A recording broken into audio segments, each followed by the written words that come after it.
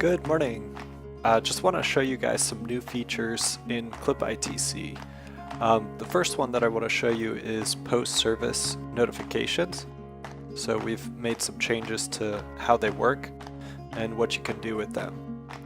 So now you can add new templates. So say you have a chemical apps job, you want to send out something a little bit different after you do a service for that. Just go ahead and give it a name. Then go down to the dynamic content section, and I want to show you a couple new things that we've added here. So we've added the lawn conditions and the weather conditions. So now you can include the conditions about what the weather was when you did the application. Also, you can include information about the materials that were used on the job.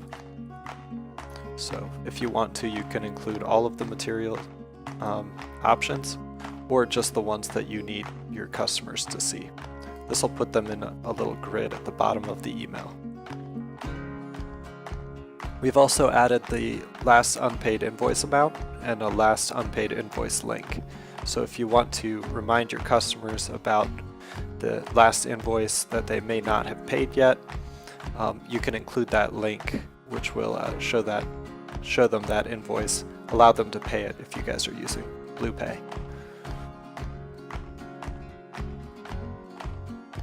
So then, when you assign these to your jobs,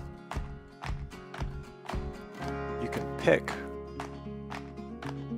which post-service notification template you want to include. For example, see, now I can change this one to a chemical applications template, and then it'll send with those options that I included and whatever text I include in that email. Another thing that we added is just to show a little bit more information on the Get Work screen. So now you'll see the total budgeted man hours and the total job charge.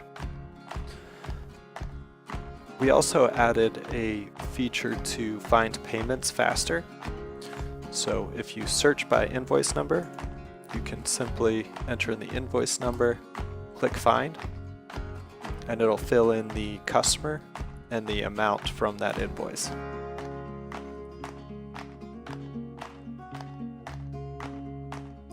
We also added the tax rate to the pattern customer so that you can set that up when you copy from that customer, that information comes over. Another thing that we've added is the customize end of year functions. We've added the reset done this year and skipped this year option. You can do it for all your jobs or just a couple of jobs. So if you have snow removal jobs, you may not want to reset those yet, but you will want to reset your other ones. That's it. I hope you guys have a great day, and I hope these features help you out.